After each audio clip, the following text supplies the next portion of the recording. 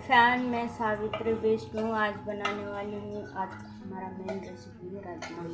हमारा राजमा पाक के रेडी हो गया है। ये मार्केट का हरा वाला राजमा है। टोमेटो, जीरा, इलायची, दालचीनी टुकड़ा, करी पत्ता, तेल, लहसुन अदरक का पेस्ट,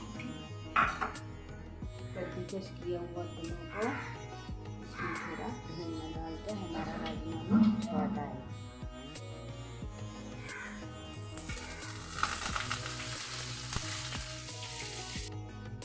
हमारा कांदा काट दिया है। कद्दूकस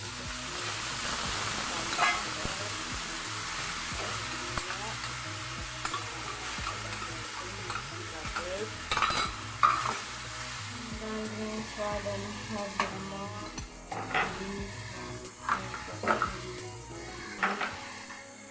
धनिया पाउडर, कश्मीरी लाल मिर्च पाउडर।